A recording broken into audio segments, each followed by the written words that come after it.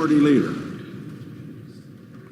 Mr. President, for the information of senators, under the previous order, at 12 noon, the Senate will receive the managers of the House of Representatives to exhibit the articles of impeachment against Donald John Trump, President of the United States.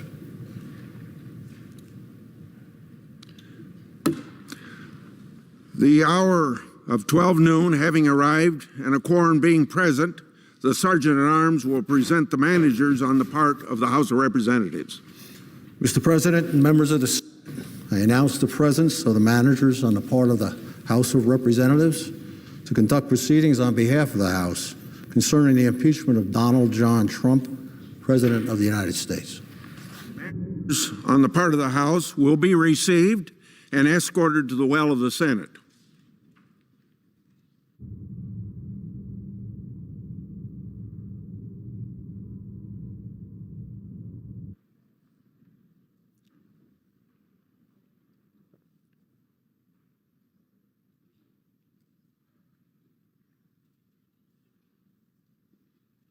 Okay.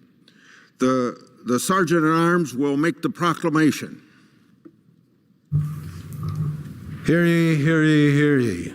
All persons are commanded to keep silent on pain of imprisonment while the House of Representatives is exhibiting to the Senate of the United States articles of impeachment against Donald John Trump, President of the United States.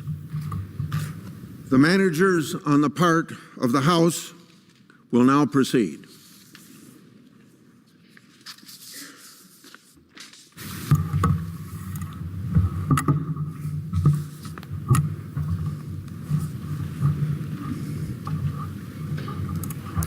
Mr. President, the managers on the part of the House of Representatives are present and ready to present the articles of impeachment which have been preferred by the House of Representatives against Donald John Trump, President of the United States. The House adopted the following resolution, which, with the permission of the Senate, I will read. House Resolution 798, appointing and authorizing managers for the impeachment trial of Donald John Trump, President of the United States. Resolved that Mr. Schiff, Mr. Nadler, Ms. Lofgren, Mr. Jeffries, Ms. Demings, Mr. Crow, and Ms. Garcia of Texas are appointed managers to conduct the impeachment trial against Donald John Trump, President of the United States, that a message be sent to the Senate to inform the Senate of these appointments, and that the managers so appointed may, in connection with the preparation and conduct of the trial, exhibit articles of impeachment to the Senate and take all other actions necessary, which may include the following: employing legal, clerical, and other necessary assistance, and incurring such other expenses as may be necessary to be paid from amounts available to the Committee on the Judiciary under applicable expense resolutions or from the applicable account of the House of Representatives. Number two, sending for persons and papers and filing with the Secretary of the Senate on the part of the House of Representatives any pleadings in conjunction with or subsequent to the exhibition of the articles of impeachment that the managers may consider necessary. With the permission of the Senate, I will now read the articles of impeachment, House Resolution 755. House Resolution 755, impeaching Donald John Trump, President of the United States, for high crimes and misdemeanors. Resolved that Donald J. Trump, President of the United States, is impeached for high crimes and misdemeanors, and that the following articles of impeachment be exhibited to the United States Senate. Articles of impeachment exhibited by the House of Representatives of the United States of America in the name of itself and of the people of the United States of America against Donald John Trump, President of the United States of America, in maintenance and support of its impeachment against him for high crimes and misdemeanors. Article 1, abuse of power. The Constitution provides that the House of Representatives shall have the sole power of impeachment, and that the President shall be removed from office on impeachment for and conviction of treason, bribery, or other high crimes and misdemeanors. In his conduct of the office of the President of the United States, and in violation of his constitutional oath faithfully to execute the office of President of the United States, and to the best of his ability preserve, protect, and defend the Constitution of the United States, and in violation of his constitutional duty to take care that the laws be faithfully executed, Donald J. Trump has abused the powers of the presidency in that, using the powers of his high office, President Trump solicited the interference of a foreign government, Ukraine, in the 2020 United States presidential election. He did so through a scheme or course of conduct that included soliciting the government of Ukraine to publicly announce investigations that would benefit his reelection, harm the election prospects of a political opponent, and influence the 2020 United States presidential election to his advantage. President Trump also sought to pressure the government of Ukraine to take these steps by conditioning official United States government acts of significant value to Ukraine on its public announcement of the investigations. President Trump engaged in this scheme or course of conduct for corrupt purposes in pursuit of personal political benefit.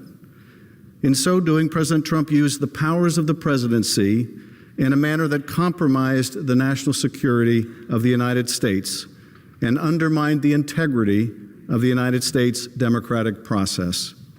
He thus ignored and injured the interests of the nation. President Trump engaged in this scheme or course of conduct through the following means.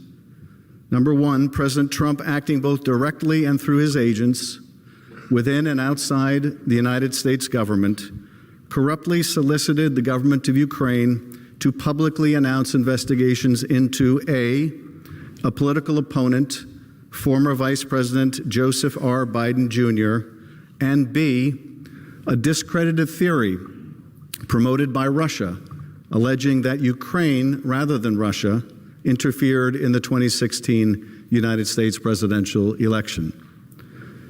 Number two, with the same corrupt motives, President Trump, acting both directly and through his agents within and outside the United States government, conditioned two official acts on the public announcement that he had requested. A, the release of $91 million of United States taxpayer funds that Congress had appropriated on a bipartisan basis for the purpose of providing vital military and security assistance to Ukraine to oppose Russian aggression, and which President Trump had ordered suspended. And B, a head of state meeting at the White House, which the President of Ukraine sought to demonstrate continued United States support for the government of Ukraine in the face of Russian aggression. Number three, faced with the public revelation of his actions, President Trump ultimately released the military and security assistance to the government of Ukraine, but has persisted in openly and corruptly urging and soliciting Ukraine to undertake investigations for his personal political benefit. These actions were consistent with President Trump's previous invitations of foreign interference in United States elections. In all of this, President Trump abused the powers of the presidency by ignoring and injuring national security and other vital national interests to obtain an improper personal political benefit. He has also betrayed the nation by abusing his high office to enlist a foreign power in corrupting democratic elections. Wherefore, President Trump, by such conduct, has demonstrated that he will remain a threat to national security and the Constitution if allowed to remain in office, and has acted in a manner grossly incompatible with self-governance and the rule of law. President Trump thus warrants impeachment and trial, removal from office, and disqualification to hold and enjoy any office of honor, trust, or profit under the United States. Article 2, Obstruction of Congress. The Constitution provides that the House of Representatives shall have the sole power of impeachment, and that the President shall be removed from office on impeachment for and conviction of treason, bribery, or other high crimes and misdemeanors. In his conduct of the office of President of the United States, and in violation of his constitutional oath faithfully to execute the office of President of the United States, and to the best of his ability preserve, protect, and defend the Constitution of the United States, and in violation of his constitutional duty to take care that the laws be faithfully executed, Donald J. Trump has directed the unprecedented, categorical, and indiscriminate defiance of subpoenas issued by the House of Representatives pursuant to its sole power of impeachment. President Trump has abused the power of the presidency in a manner offensive to and subversive of the Constitution, in that the House of Representatives has engaged in an impeachment inquiry focused on President Trump's corrupt solicitation of the government of Ukraine to interfere in the 2020 United States presidential election. As part of this impeachment inquiry, the committees undertaking the investigation served subpoenas seeking documents and testimony deemed vital to the inquiry from various executive branch agencies and offices and current and former officials.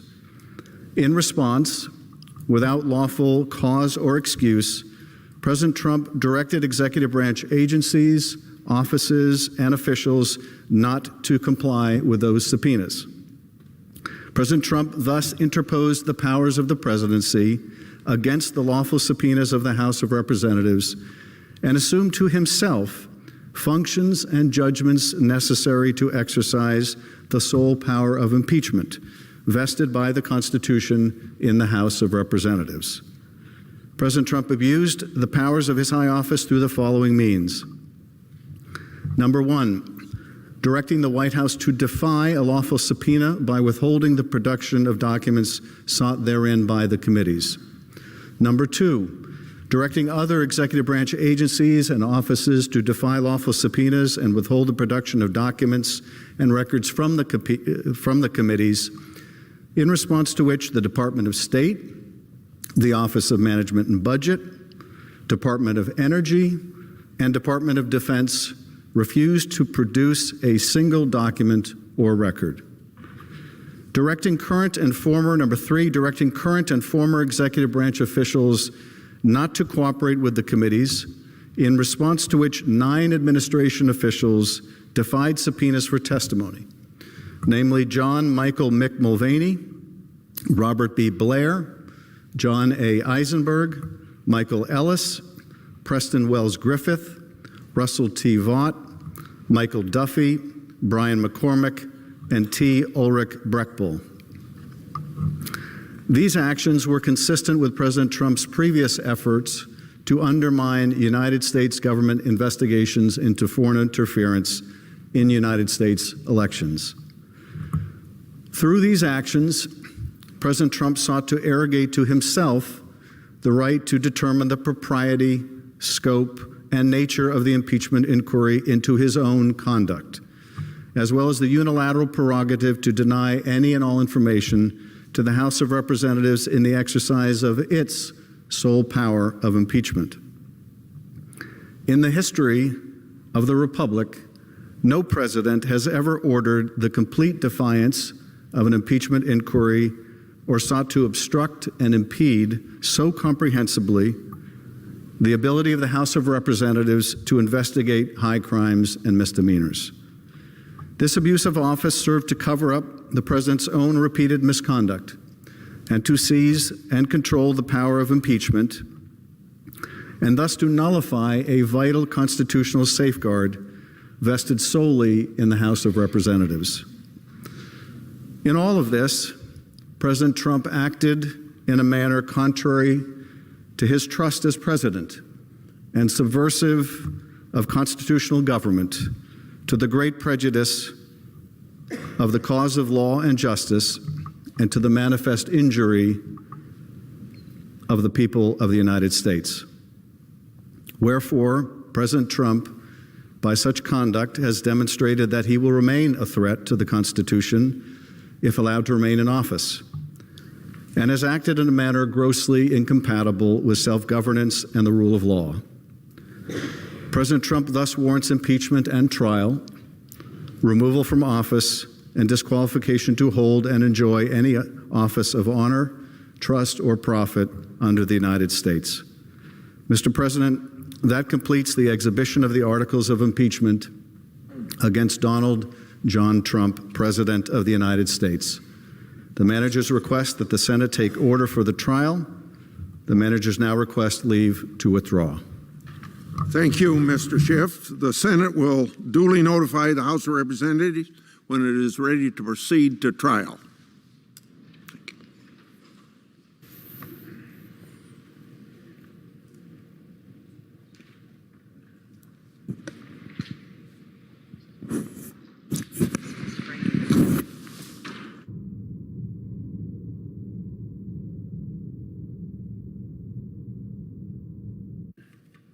Mr. President, Majority Leader.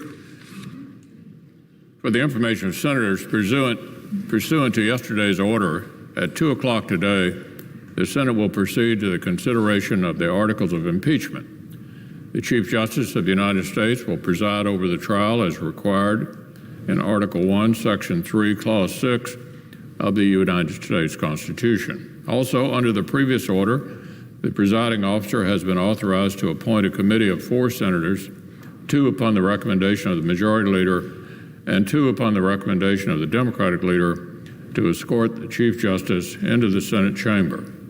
I ask that the presiding officer do so now.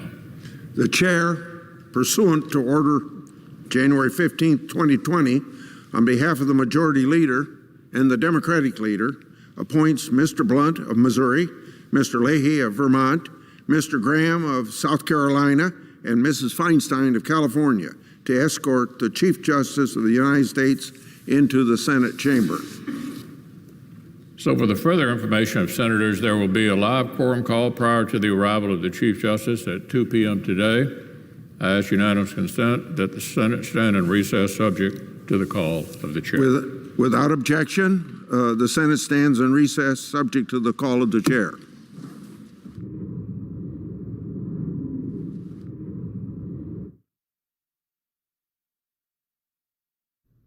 For the third time in history, a president will be on trial in the U.S. Senate. They will return at 2 o'clock Eastern, as you just heard, for the formalities and procedural events to get the trial underway. The Chief Justice, John Roberts, will come over from the Supreme Court.